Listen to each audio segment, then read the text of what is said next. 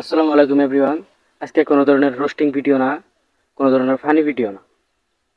তো আমি news ফিডে scrolling করতেছিলাম, হঠাৎ করে একটা পোস্ট সামনে বললো, এই যে ড্রাইভারের প্রতি যে অ্যাকশনটা নিছে এটা। তো আজকে এটা নিয়ে আলাপ আলোচনা করুন, হাতেই থাকেন। আর আপনি করে মতামত কি এটাও কমেন্ট করে জানাবেন।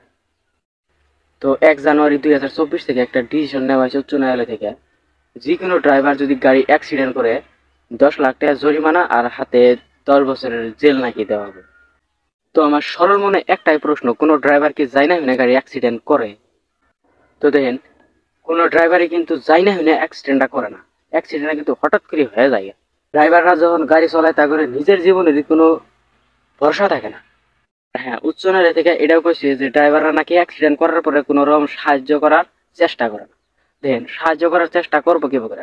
গাড়িটা অ্যাক্সিডেন্ট হওয়ার পরে যদি ড্রাইভার নামে এরা সাহায্য করার চেষ্টা করে, তাহলে থানায় থেকে পুলিশ আর আগ পর্যন্ত অনেকের পাবলিকেই ওরে মাইরে একবারে তোর 12টা বাজাই দিব।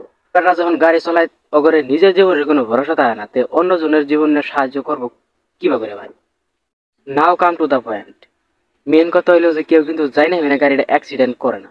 আর যত বড় গাড়ির ড্রাইভার আছে সবাই যদি এক হাতে স্ট্রাইক মারে, তাহলে কিন্তু দেশের মানুষ ব্যক্তি না খাইয়া মরা লাগলো, যেমনি নগাঁও ইন্ডিয়া স্ট্রাইক মারছে।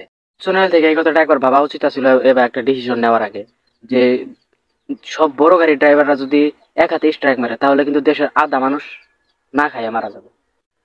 গতিকে গাড়ির ড্রাইভারগুলোর প্রতি এবার একটা অ্যাকশন নেওয়ার আগে, এবার একটা ডিসিশন নেওয়ার আগে উচ্চ ন্যায়ালয়ের একবার ভাবা উচিত ছিল। তো একটাই কথা, আমার মতে কিন্তু ডিসিশনটা নেওয়া উচিত হয় না। আপনারা কি করেন কমেন্টে করেন।